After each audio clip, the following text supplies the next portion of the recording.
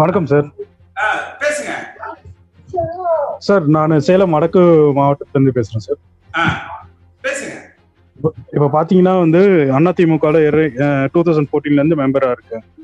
எனக்கு பர்சனலா ஒரு இன்சிடென்ட் நடந்தது. இப்போ நான் இங்க வீடு கட்டிட்டு இருக்கேன், சேலம் வடக்கு மாவட்டம் மல்லிக்குட்டை என்ற இடத்துல.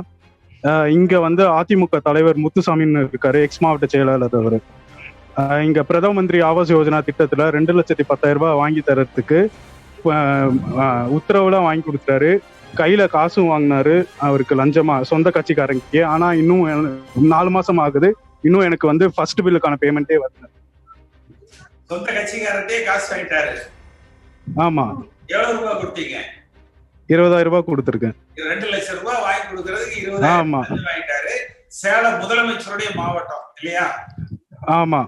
சேலம் முதலமைச்சருடைய மாவட்டத்துல ஒரு கட்சிக்காரருக்கு லோன், பிரதமர் திட்டத்துல 2,40,000 ரூபாய் வாங்கி கொடுக்கறது 20,000 ரூபாய் வாங்கிட்டாரு.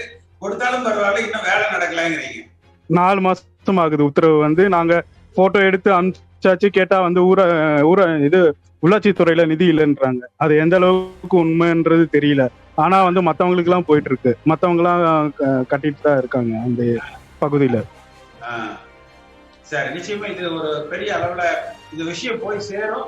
நீங்க ஒரு முதலமைச்சர் சேலம் வரையில போய் சொல்ல வேண்டியதுதான் அவர்கிட்ட, இது மாதிரி நடந்துருச்சுன்னு சொல்லிட்டு. கண்டிப்பா சார். நமக்கு ஆனா இந்த இடத்துலதான் எடப்பாடி பழனிசாமி அவர்களோடு ஓ பன்னீர்செல்வம் அவர்களோடு நான் வந்து வேறுபடுறேன். நீங்க பல என்னுடைய பேட்டிகளை பார்த்திருப்பீங்க. ஆமா சார், நம்ம தான் அதிமுக. அப்ப புரட்சி தலைவர் வழியில் இந்த கட்சி நடத்தப்படணும்.